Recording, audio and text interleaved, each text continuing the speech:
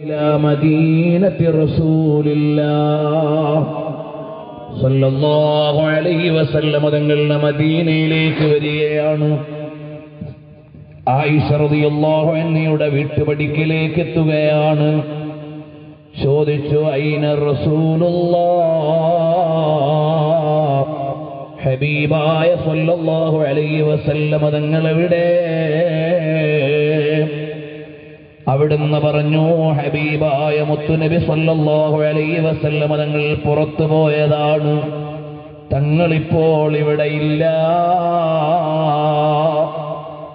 അപ്പോഴേക്ക് ബോധം കെട്ട് വീണുപോയി. എത്ര കാലം കൊണ്ട് ആറ്റുനോറ്റ് വന്നതാണ്, എത്ര കാലം കൊണ്ട് കാത്തിരുന്നു വന്നതാണ്. ഇപ്പോൾ ഇവിടെ ഹബീബായ തങ്ങളില്ലല്ലോ. അല്പം കഴിഞ്ഞ് ബോധം തെളിഞ്ഞപ്പോൾ സമയമേറെയായി. പറഞ്ഞു, ഞാൻ ഉവൈസാണ്, ഖറനിൽ നിന്ന് വന്നതാണ്, തങ്ങളെ കാണാൻ പോന്നതാണ്. ഇനി നിൽക്കാൻ നേരമില്ലെന്റെ ഉമ്മ പറഞ്ഞ സമയം കഴിഞ്ഞു പോയതാണ്. അതേ ഉവൈസ് ബിൻ ആമിർ തങ്ങളങ്ങ് മടങ്ങിപ്പോയപ്പോൾ ഹബീബായ മുത്തുനബി സല്ലല്ലാഹു അലൈഹി വസല്ലം തങ്ങൾ വന്നു. അപ്പോൾ വീട്ടിൽ നിന്ന് പറഞ്ഞു, അതേ യമനിൽ നിന്നുള്ള ഉവൈസ് എന്നവർ വന്നു. തങ്ങളിൽ നിന്നറിഞ്ഞപ്പോൾ സങ്കടം കൊണ്ട് വീണുപോയി. ഇപ്പോഴവിടുന്ന് മടങ്ങിപ്പോയി നബിയേ. സ്വഹാബാക്കളോട് ഹബീബായ സല്ലല്ലാഹു അലൈഹി വസല്ലം തങ്ങൾ പറഞ്ഞു, ഓ സ്വഹാബാ, ഓ സ്വഹാബാ, ഓ സ്വഹാബാ, ഓ സ്വഹാബാ, നിങ്ങളൊന്ന് പോയി നോക്കിയേ. എവിടെങ്കിലും ഉവൈസുണ്ടെങ്കിൽ, എവിടെങ്കിലും ഉവൈസുണ്ടെങ്കിൽ, എവിടെങ്കിലും ഉവൈസുണ്ടെങ്കിൽ ഒന്നെത്തിച്ചു തരണേ, ഒന്നെത്തിച്ചു തരണേ. ഓ എന്റെ പ്രിയമുള്ളവരെ, ആ ഉവൈസ് ബിൻ ആമിർ തങ്ങൾ മടങ്ങിപ്പോയി. പക്ഷേ ഖുലൂബുൽ ആരിഫീന ലഹാ ഉയൂനു തറാഹാ മാ ലാ യറാഹുൻ നാദിറൂന. ആരിഫീങ്ങളുടെ അകക്കണ്ണിന് കാഴ്ച കൂടുതലാണ്, അവരുടെ ഉൾക്കണ്ണുകൊണ്ട് ഹബീബായ തങ്ങളെ കാണുകയാണ്. അതുകൊണ്ട് ചില മഹത്തുക്കൾ രേഖപ്പെടുത്തിയത് കാണാം.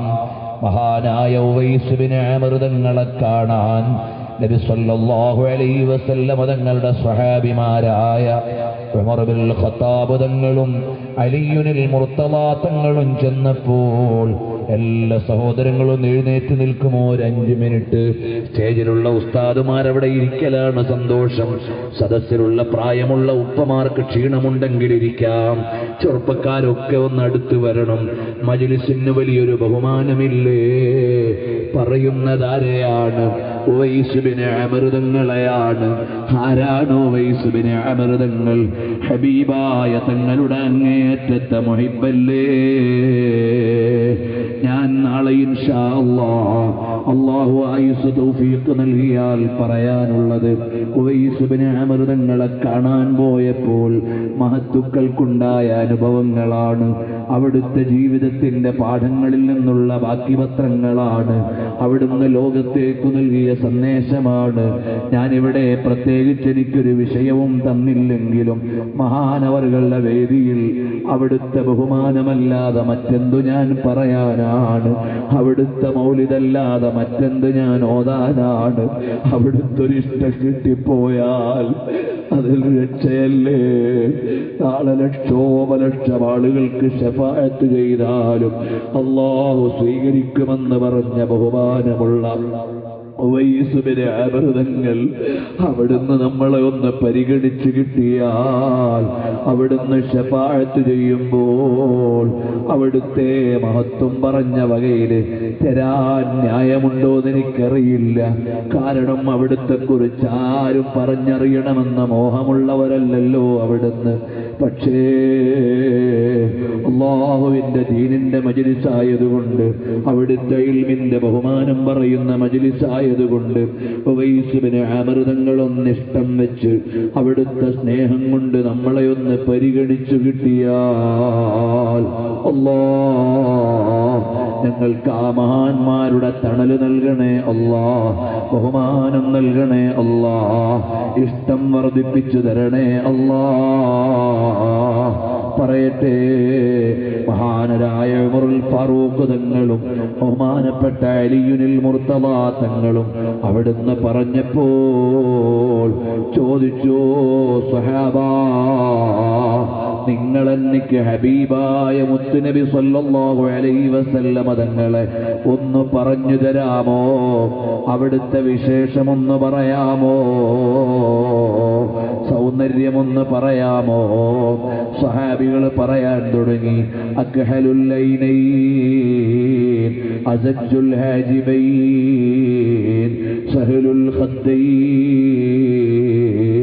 അതെന്നെ പറയാൻ തുടങ്ങിയപ്പോൾ മഹാനരായ ഉവൈസ് ബിൻ അമർ തങ്ങൾ പറഞ്ഞു, ഞാൻ ഉദ്ദേശിച്ചത് അതല്ല, അവിടുത്തെ ആത്മീയ സൗന്ദര്യമാണ്, അവിടുത്തെ ആധ്യാത്മികമായ ശോഭയാണ്, അവിടുത്തെ ആത്മീയമായ വെളിച്ചമാണ്. സ്വഹാബത്ത് അത്ഭുതപ്പെട്ടു പോയി. കാരണമെന്തേ? കണ്ണുകൊണ്ട് നേരിട്ട ഞങ്ങൾക്ക് അതാ ചിന്തിച്ച് ഞങ്ങൾ കടന്നു വരാത്തൊരു ലോകത്തേക്ക് ഉവൈസ് ബിൻ അമർ തങ്ങൾ എത്തിയിരിക്കുന്നല്ലോ. അവരുടെ കണ്ണുകൊണ്ട് കാണുകയാണല്ലോ, അത് ഖൽബിന്റെ കണ്ണാണ്. അല്ലാഹ് അല്ലാഹ് അല്ലാഹ് അല്ലാഹ്, ഞങ്ങളെ നീ യഥാർത്ഥ മുഹിബ്ബീങ്ങളിൽ മുത്തഖീങ്ങളിൽ ഒന്ന് ഉൾപ്പെടുത്തണം അല്ലാഹ്. ഇക്രിമ റളിയല്ലാഹു അൻഹു വഫാത്താകാൻ പോവുകയാണ്. അതേ യർമൂക്ക് യുദ്ധത്തിന്റെ തലേന്ന് സ്വഹാബത്തിനോട് പറയുന്നത്, ഞാൻ നാളെ മുത്തുനബി സല്ലല്ലാഹു അലൈഹി വസല്ലമ തങ്ങളെ കാണാൻ പോവാണ്. എന്താണ് ഞാൻ പറയേണ്ടത്? ഞാൻ നാട്ടിലേക്ക് പോവുകയാണ്, കുടുംബക്കാരെ കാണുമ്പോൾ എന്താണ് പറയേണ്ടത് എന്ന് സാധാരണ നമ്മൾ പറയും പോലെ ബഹുമാനപ്പെട്ട ഇക്രിമ റളിയല്ലാഹു അൻഹു പറയുന്നത്, ഞാൻ നാളെ മുത്തുനബി തങ്ങളെ കാണാൻ പോവുകയാണ്, കാണുമ്പോഴെന്താ പറയേണ്ടത്? അതെ, അതിന്റെ അർത്ഥം എന്താണ്? നാളെ യർമൂക്ക് യുദ്ധത്തിൽ ഞാൻ ഷഹീദാകാൻ പോവുകയാണ്. ഷഹീദായാൽ ഞാൻ എത്തുന്നത് എൻ്റെ ഹബീബായ തങ്ങളുടെ അടുത്താണ് എന്നാണ് ആ പറഞ്ഞതിന്റെ അർത്ഥം. സ്വഹാബത്തിനതിൽ സംശയമില്ല. സ്വഹാബത്ത് പറഞ്ഞു, ഓ ഇക്രിമാ, നിങ്ങൾ ഹബീബായ തങ്ങളെ കണ്ടാൽ ഞങ്ങളുടെ ഒരു സലാം, ഞങ്ങളുടെ ഒരു സലാം, ഞങ്ങളുടെ ഒരു സലാം ഹബീബായ മുത്തുള്ളി സല്ലല്ലാഹു അലൈഹി വസല്ലമ തങ്ങൾക്ക് പറയണേ. സ്വഹാബത്തിന്റെ ബന്ധം എങ്ങനെയാണ്? ഓ ഉമ്മമാരെ, ഓ സഹോദരിമാരെ, നല്ലതുപോലെ സ്വലാത്ത് ചൊല്ലിക്കോ. ഇവിടുത്തെ ആനന്ദമെല്ലാം നാളെ തീരും. ഓ ചെറുപ്പക്കാരികളെ, ഉടുത്തൊരുങ്ങി അണിഞ്ഞൊരുങ്ങി അന്യപുരുഷനെ മോഹിപ്പിച്ച് അവനോട് കമന്റടിച്ച് അവനോട് പ്രണയം കാണിച്ച് അനാവശ്യങ്ങളുടെ ചിന്തകൾ വെച്ച് വൃത്തികെട്ട മെസ്സേജുകൾ ഷെയർ ചെയ്ത് മാനം കെട്ട കാഴ്ചകൾ കണ്ട് കൊല്ലല്ലേ മോളെ സമയം, നഷ്ടപ്പെടുത്തല്ലേ മോളെ ജീവിതം. സ്വലാത്ത് ചൊല്ലിക്കോ. ഹൃദയത്തിന്റെ രാജകുമാരനാരാണ്? ലോകത്തിന്റെ മണവാളനാരാണ്? സ്വർഗത്തിന്റെ നായകരാരാണ്? സ്വർഗത്തിലെ തൃക്കല്യാണമാരുടേതാണ്?